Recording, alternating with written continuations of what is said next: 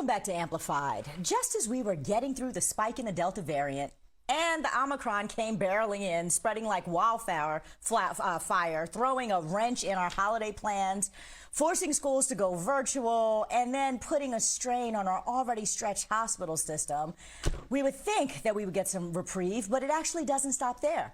Over the weekend, we heard about a possible new strain of COVID-19 dubbed Deltacron. A mix of Delta and Omicron surfaced in Cyprus. Researchers there found 25 cases, but as it turns out, it might have just been a result of a mistake in lab processing. So we got Delta and Omicron and maybe a Deltacron. This is all starting to sound like a Transformers movie. But in all seriousness, whether or not this new wave of COVID has washed up on our shores, healthcare systems here continue to be overwhelmed, as do businesses, many of which are facing massive staffing shortages because of the pandemic. And even though the latest polling shows the public is growing less concerned with COVID as compared with a year ago, many of us are still wondering, when in the heck are we going to get back to normal? Here to talk about the latest in the pandemic is clinical pharmacist specializing in infectious diseases, Dr. Christina Madison, who is the founder and CEO of the Public Health Pharmacist, a public health consulting firm. She boasts no shortage of accolades, from being named 50 most influential pharmacy leaders by the Pharmacy Podcast Network for 2021, National Association of Women Business Owners, and one of the top 25 healthcare influencers by Las Vegas Entrepreneurs Magazine in June of 2020, and Pharmacy Times, just to name a few. Dr. Madison is with us tonight. We are so glad to have you here on Amplified. Welcome. I just want to jump right into it because it seems like we can't catch a break from COVID, and there are so different variants. Every time we think that we're turning a corner, we hear something else. Now we might have the flu Rona. We don't even know what's going on with having all these things at the same time. So can you just kind of quickly give us a sense of what the latest is on the pandemic front and the iteration, if you will, of the virus as it continues to seemingly expand? Absolutely. Thank you so much again for having me. I, as a mom and a healthcare professional, as well as a public health advocate, I can tell you that all of this is just the tsunami of news that is coming out to people.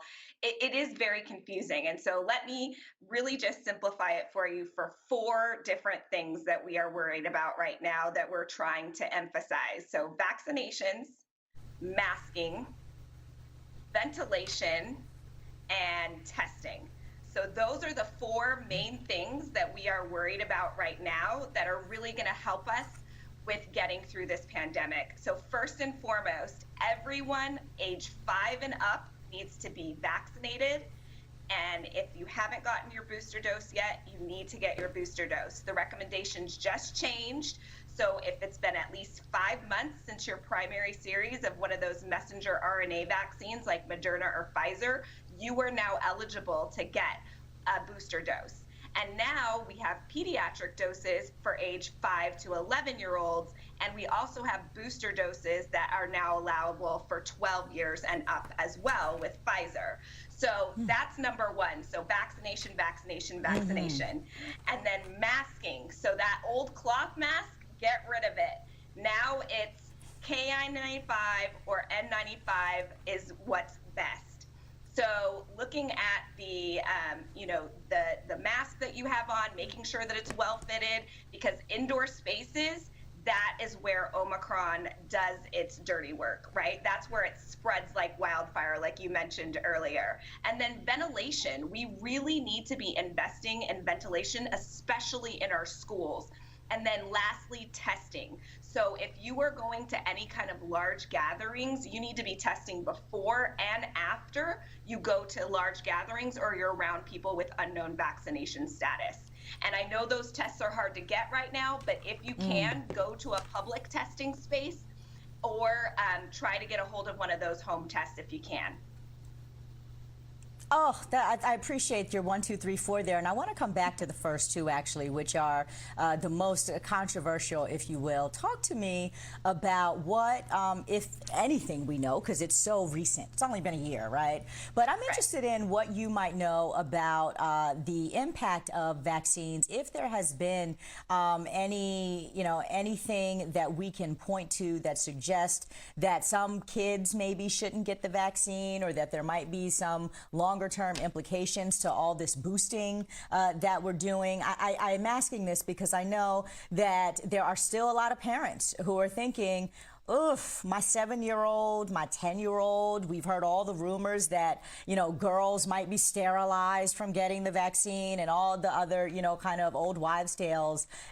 Break some of this down for us and dispel the myths, and tell us what, as parents, we should be thinking about as we have young kids that need to be vaccinated. Absolutely. So first and foremost, I want to tell you that I have gotten my own child vaccinated. And so I have a 5-year-old son who just recently completed his Pfizer dose. So I was super excited about that over the weekend. And then I have a 3-year-old daughter who unfortunately is not eligible right now. So I am anxiously waiting for my ability to be able to get to my child vaccinated. So two things that I want to just address right now that have been concerns, and why I specifically took my child to the pediatrician's office when I got him vaccinated. One is this risk of young boys, particularly adolescents and young men, being at risk for something called myocarditis, which was inflammation of the heart.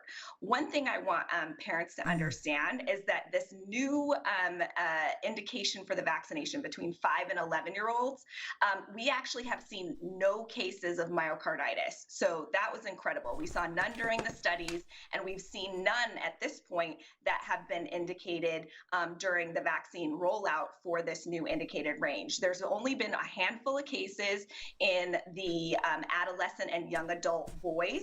And of those cases, even though a few did require hospitalization, they have all recovered and they have all resolved. So when we think about benefit versus risk, we know that the benefits greatly outweigh any risk of possible side effects associated with this vaccination, because we know that it does such a good job of preventing hospitalization and death. And then also, we are still not understanding the full implications of possible long COVID associated with young children. So that is also something else that we want to make sure that parents understand. It's not just a mild illness that they may be able to get over. We don't know what kind of cognitive things that it could cause. We just saw reports now that showed that children that have COVID-19 are now greater than 30% more likely to get diabetes. So these are all new things that we're just learning. And so we definitely don't want to have them to get a preventable infection. And again, almost all of our hospitalizations and people that are currently in our ICUs and clogging up our healthcare system are the unvaccinated. And even if those people were vaccinated, most of them had multiple comorbid conditions that put them at high risk for getting complications associated with COVID. So again, that is why we were recommending primary vaccination as well as booster doses, because that booster is going to help you to get to those greater amount of neutralizing antibodies in order to overcome Omicron if you do become infected.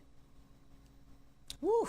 I'm going to come in. I'm going to get into this Omicron situation and the variant and how many variants we may be expecting. But I also want to just talk to you a little bit about masks, because just today, I thought I was doing the right thing. I'd ordered off of Amazon.com the KN95 whatever mask, right? And I've seen reports today saying, well, those might not be adequate either. They might not be real. You've actually got to figure out if they're authentic and where they manufactured, et cetera, et cetera. So, we've been told now that, of course, just throwing a piece of fabric over your mouth is not stopping the spread of the virus. It's not protecting you or anybody else. So we need to do better. What better, what exactly do we need to do, and where do we get these better products? Absolutely. So first things first, if you can, a KN95 that is endorsed by, the regulatory agencies that go through and do the filtration to make sure that the particles that are being filtered out are the ones that are being caused by the virus. So KN95 is kind of the bare minimum, and then after that would be an N95. So the difference, so if something says that it's an N95, it's going to have a strap that goes behind your head. If it's a KN95, it's going to have ear loops. Okay. And then if you're not able to get access to that, you could double mask with either 2 surgical masks or a cloth mask and a surgical mask. But that's kind of the bare minimum. And the key there is that you're trying to filter out those smaller particles, which we know are likely the virus. And that's how Omicron spreads. And really having that tight seal over your nose and your mouth. And that's really able to do that when you have those straps. I only have 1 minute left, and while I have you, I want you to weigh in on, the ever-changing guidance from the CDC. So now the new thing says that you have to isolate if you test positive for COVID, and it's been the same. You've got to isolate, you got to quarantine yourself. It was 2 weeks, now it's all the way down to 5 days. So I'm curious, what your take is on this updated guidance. There were a lot of memes and jokes going on about, should we trust the CDC at this point because they keep changing the game on us? What's your take? So I definitely trust the CDC. However, I would, those of us in the public health space were definitely a little bit shocked when the recommendations came out, especially because they did not contain a testing requirement. And so from my standpoint, I do see the reasoning and the rationale behind shortening it because, again, because so many people are getting Omicron, they are worried about, basically the entire, economy coming to a standstill because everybody potentially could be out at the same time. So that's what I think that they were trying to avoid. But ultimately, you should not be going out if you are symptomatic. You should retest if you have access to retesting. And ultimately, you need to continue to wear a well-fitted mask and make sure that you are not around anyone that is at risk and limit your contact in public if possible. So 5 days is kind of the bare minimum, but you really should be testing and you should be wearing that well-fitted KN95 or N95. You all heard it here. Facts from the experts. Dr. Christina Madison, founder and CEO of the Public Health Pharmacist, a public health consulting firm. Thank you so much for joining me and answering the COVID questions here on Amplified. Appreciate you.